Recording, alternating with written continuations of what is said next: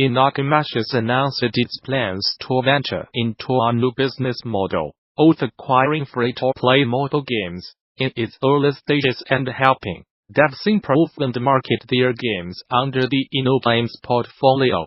The Germany-based mobile and online games publisher took its first step toward this new direction after the acquisition of the turn-based strategy game Warlords of Aternum from Wooga in 2017, relaunching the game by leveraging the company's core strengths in live ops and marketing. After investing massively into game features and content updates, we are currently scaling Warlords of Aternum worldwide. Chief Product Officer at InnoGames Armin Busen explains in a press release. Based on this successful integration, we decided to expand on the strategy. As noted in the press release, InnoGames will be attending GDC March 18th to the 22nd in San Francisco, and developers can send pitches and requests for meetings here. SIE Worldwide Studios Chairman Shawn Layden, on deciding what games Sony chooses to make.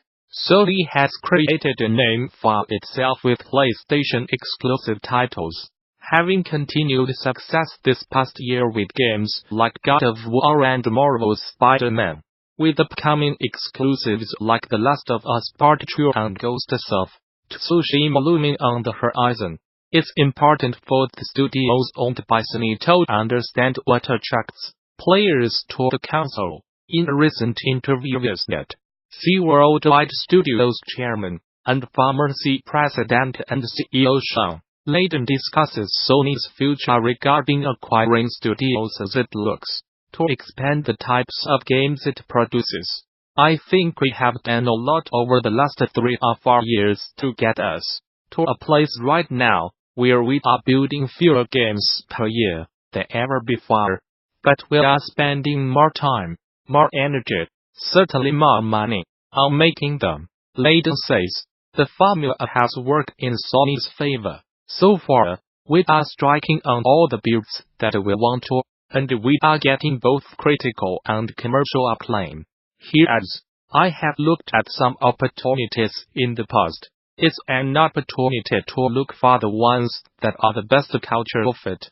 So how does the company decide which studios to add to its arsenal? Layden mentions that the company is always looking for opportunities, and should the team or a game feel particularly meaningful and interesting, we will look to bring that in. He also discusses the first, best, must vision Sony holds for its teams when it comes to the future. If your title is going to be first and creating a genre, or first and creating a new game activity, let's look at that. If you are going to make an action-adventure game, it better be best in class, Layden explains. And we have the third category called must, which is we must support the platform. We must be present when new technology comes out.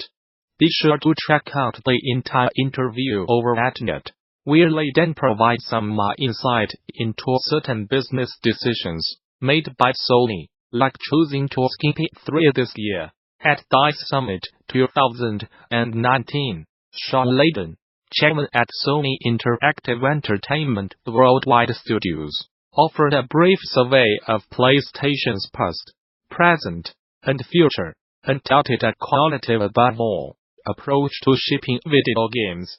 During his keynote, Layden, who's been involved with the PlayStation business since the brand's inception, unexpectedly spent time talking candidly about the PlayStation 3, a console that would serve as a low point in the PlayStation business.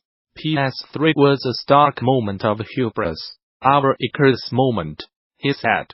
For our business, the fall was sharp. Layden admitted that Sony did not listen to developers or to players closely enough. A high price point and a punishing developer environment were major factors in taking PlayStation down a few notches. Sony was able to write the path with the PlayStation 4, which was designed with close input from game developers, and led the PlayStation business to rebound from these three as underperformance. Layden took plenty of time to tout Sony's successes, from hits like God of War and Horizon Zero Dawn, but also praised competitors and partners, describing game development as a creative-led endeavor that needs to be balanced carefully as a business. He noted the SWITCH's massive success, which caught naysayers by surprise. Nintendo took a massive risk when they brought Switch to market.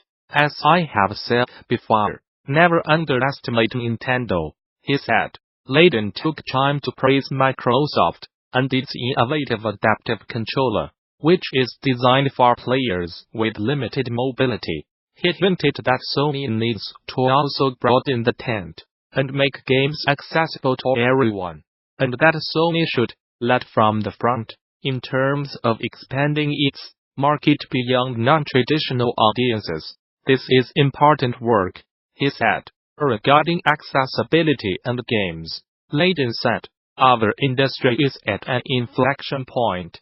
Gamers do not grow out of gaming anymore. We do not see games as childish things that need to be put away. For Sony, he said PlayStation's game development strategy is simply quality above all.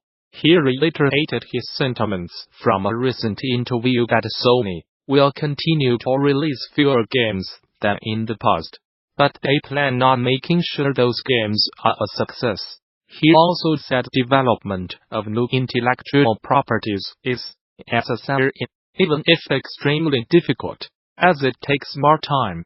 We have to give it more time, he said.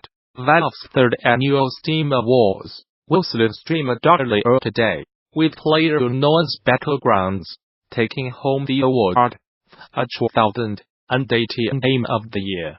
The awards show itself clocked in at around 17 minutes unfeatured, no host, or any traditional trappings of an industry event, opting instead for trailer montages and voiceovers to announce nominees and winners. Back in December, Valve asked its community to vote for its top games in various categories, including Game of the Year, Best Developer, VR Game of the Year, Best Environment, and more. It makes sense that PlayerUnknown's Battlegrounds won Game of the Year, considering it was in the top-selling games on the marketplace. 2018.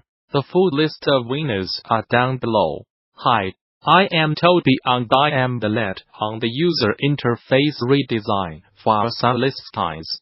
This is a major overhaul, touching every element of Adobe, so I wanted to give a bit of insight into our rationale for the redesign, and explain the thinking behind the decisions we have made. A bit of background. We delayed the release of Sunless Skies till next January because we wanted to improve several key areas of the game. Of this, a major priority was the game's UI and user experience. Sunless Skies is a relatively text-heavy game, and demands a greater than average amount of reading from the player, and we wanted that reading experience to be as immersive, atmospheric and intuitive as possible. At the same time, we took the opportunity to shift the tone of the interface to better align with the increasingly dark and spooky game world. We only had a few months, so there was no time to start from the ground up. We had to be economical, adapting existing technology wherever possible.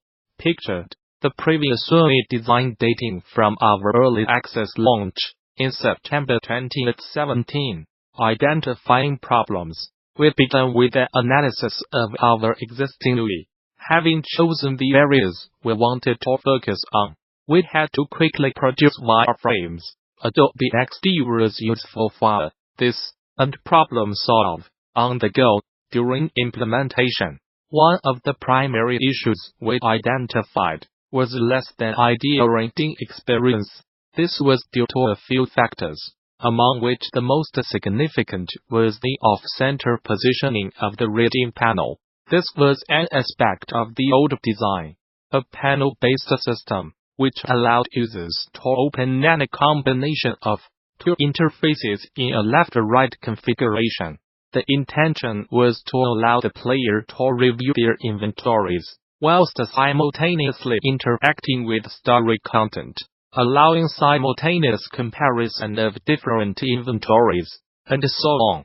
The unfortunate result of this design was the pushing of the reading panel off the screen center, the sometimes confusing and unpredictable visual layout, as well as a general loss of real estate in which to display content. Pictured, the newly design, featuring a center side panel layout, link to larger image. Simplification. For the update, we decided to cut back on this design. We moved away from the mixed two-panel design to a center panel side panel layout. We centered and expanded the reading panel, and expanded the inventories whilst locking them to the side of the screen and adding tag cycling. We allowed a small amount of travel in the reading panel when the inventories panel opened to afford more space to the interface as a whole.